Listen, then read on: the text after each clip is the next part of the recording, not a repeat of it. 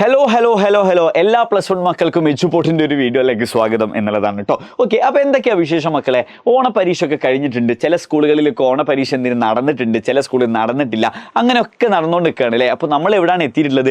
+1 business സ്റ്റഡീസൊക്കെ പഠിച്ചിട്ട് ഏകദേശം 3ഓളം chapters ആയിരുന്നു നമ്മൾ പ്രതീക്ഷിച്ചിരുന്നത് അല്ലേ. ഓക്കെ, ഇവിടെ നമ്മൾ എന്തെങ്കിലും 4ാമത്തെ ചാപ്റ്ററിൻ്റെ ഒരു സമ്മറിയാണ് ഇവിടെ പറയാൻ പോകുന്നത് കേട്ടോ. ഓക്കെ, വലിയ കാര്യമില്ലാണ്ട് ഈ പറഞ്ഞതുപോലെ തന്നെ വളരെ ഈസി ആയിട്ട് എങ്ങനെ നമുക്ക് ഈ ചാപ്റ്റർ പഠിക്കാം എന്നുള്ളതാണ് കേട്ടോ. ഓക്കെ, ബിസിനസ് സർവീസസ് എന്ന് പറയുന്ന സമയത്ത് 11th സ്റ്റാൻഡേർഡിന്റെ ബിസിനസ് സ്റ്റഡീസ് ടെക്സ്റ്റ് ബുക്ക് എടുത്താൽ 2ാമത്തെ ചാപ്റ്റർ ആയിട്ടുള്ള ഫോംസ് ഓഫ് ബിസിനസ് ഓർഗനൈസേഷൻ എന്നൊരു വലിയ ചാപ്റ്റർ നമുക്ക് പഠിക്കാനുണ്ട്.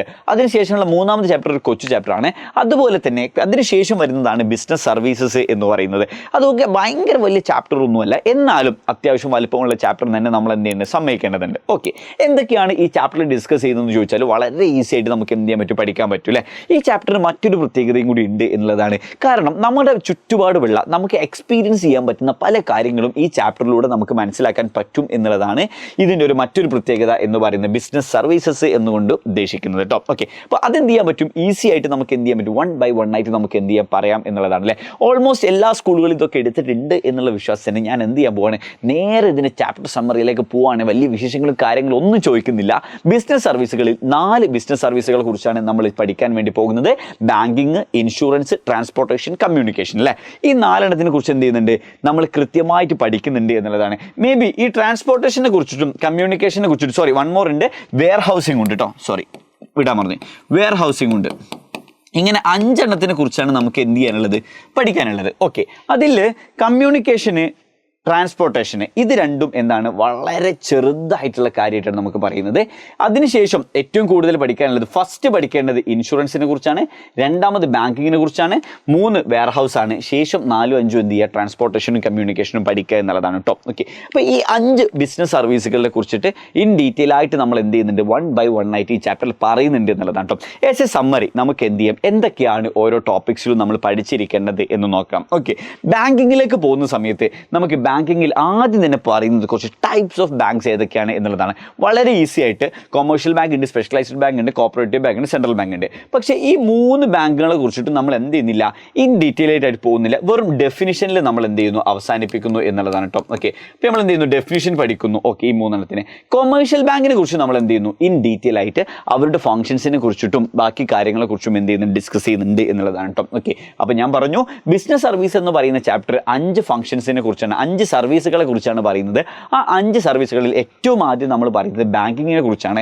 ആ ബാങ്കിങ്ങിൽ നമുക്ക് 4 ടൈപ്സ് ഓഫ് ബാങ്ക് ഉണ്ട്. പക്ഷേ അതിൽ 3 ബാങ്കിങ്, സ്പെഷ്യലൈസ്ഡ് ആയിക്കോട്ടെ, കോപ്പറേറ്റീവ് ആയിക്കോട്ടെ, സെൻട്രൽ ബാങ്ക് ആയിക്കോട്ടെ, നിങ്ങൾ പഠിച്ചിരിക്കേണ്ടത് എന്താണ്, ഡെഫിനിഷൻ എന്നുള്ള ഭാഗത്ത് മാത്രം ഫോക്കസ് ചെയ്തിട്ട് അതിൻ്റെ അർത്ഥം മാത്രം പഠിച്ചു വെക്കുക എന്നുള്ളതാണ്. Okay, and we are going to the commercial ബാങ്കിലേക്ക് പോകുന്ന സമയത്ത് there is a detail study needed. Okay, അവിടെ നമ്മൾ എന്ത് പഠിക്കേണ്ടതുണ്ട്, എന്താണ് കൊമേഴ്ഷ്യൽ ബാങ്ക് എന്നും ഈ ബാങ്കിങ് എന്നും കൊമേഴ്ഷ്യൽ ബാങ്കിങ്ങിൻ്റെ ഫംഗ്ഷൻസും കാര്യങ്ങളും എല്ലാം നമ്മൾ എന്ത് ചെയ്യേണ്ടതുണ്ട്, പഠിച്ചിരിക്കേണ്ടതുണ്ട് എന്നുള്ളതാണ്. ഒരു ബാങ്കിങ്ങിൻ്റെ ഫംഗ്ഷൻ പഠിക്കുക എന്ന് പറയുന്നത് ശരിക്കും പറഞ്ഞാൽ ഏറ്റവും ഈസിയസ്റ്റ് ടോപ്പിക്കായിട്ട് നമുക്ക് പറയാം. എന്തുകൊണ്ടാണ്, അത്ര എളുപ്പമാണ് അതിൻ്റെ ഫംഗ്ഷൻസ്.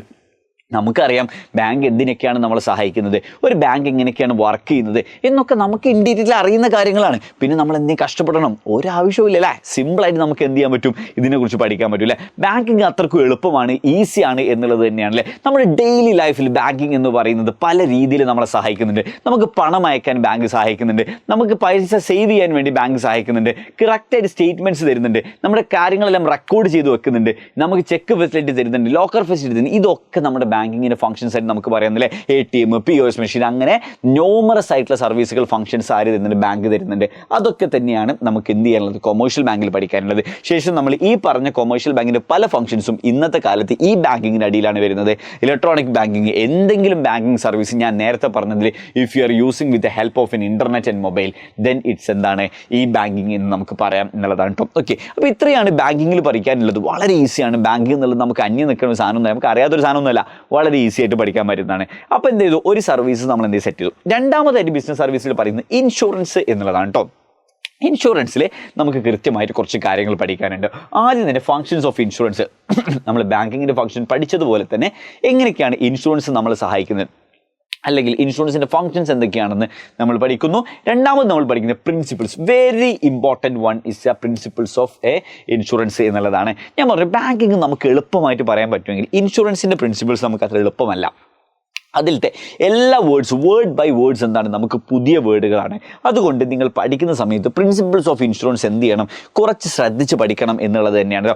ഈസിയാക്കി കളയേണ്ട ഈ പറഞ്ഞതുപോലെ. പക്ഷേ ഇമ്പോർട്ടൻ്റ് ആയിട്ട് എന്തായാലും നമ്മുടെ എക്സാമിന് ഒരു ചോദ്യം വരുന്നതാണ് പ്രിൻസിപ്പിൾസ് ഓഫ് ഇൻഷുറൻസ് എന്നുള്ളത് കേട്ടോ. അപ്പോൾ പ്രിൻസിപ്പിൾസിൻ്റെ ഭാഗം പഠിക്കുന്ന സമയത്ത് ചിലപ്പോൾ നിങ്ങൾ കുറച്ച് അധികം സമയം ചിലവഴിക്കേണ്ടി വരും. എനിവേ അതെന്ത് ചെയ്യണം, കൃത്യമായിട്ട് പഠിച്ചിരിക്കണം എന്നുള്ളതാണ്.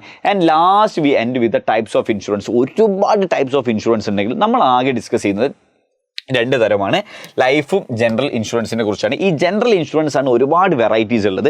അതിൽ നമ്മൾ ആകെ മെറൈനും അതേപോലെ ഫയറും മാത്രമേ ഇൻ ഡീറ്റെയിൽ ആയിട്ട് പഠിക്കുന്നുള്ളൂ. ലൈഫ് ഇൻഷുറൻസ് നമ്മൾ എന്താണെന്ന് പഠിക്കുന്നുണ്ട്, ലൈഫ് ഇൻഷുറൻസിൻ്റെ ടൈപ്സും നമ്മൾ എന്ത് ചെയ്യുന്നുണ്ട്, പഠിക്കുന്നുണ്ട് കേട്ടോ. ഓക്കെ, ലൈഫ് ഇൻഷുറൻസും ലൈഫ് ഇൻഷുറൻസ് ടൈപ്സും നമ്മൾ പഠിക്കുന്നുണ്ട്. ശേഷം ജനറൽ ഇൻഷുറൻസിലേക്ക് പോകുന്ന സമയത്ത് ഇൻ ഡീറ്റെയിൽ ആയിട്ട് മെറൈൻ ഇൻഷുറൻസ് എന്താണെന്നും ഫയർ ഇൻഷുറൻസ് എന്താണെന്നും എന്നേ പറയുന്നുള്ളൂ. ബാക്കിയുള്ള നമ്മുടെ നമ്മുടെ ജനറൽ, നമ്മുടെ ഹെൽത്ത് ഇൻഷുറൻസ്, വെഹിക്കിൾ ഇൻഷുറൻസിനെ കുറിച്ചൊന്നും ഇൻ ഡീറ്റെയിൽ ആയിട്ട് പോകുന്നില്ല. ബൈ ഡെഫിനിഷൻ മാത്രമേ നമ്മൾ നോക്കുന്നുള്ളൂ. ഓക്കെ, അപ്പോൾ ഇത്രയാണ് നമുക്ക് എന്തിനെ കുറിച്ച് പഠിക്കാനുള്ളത്.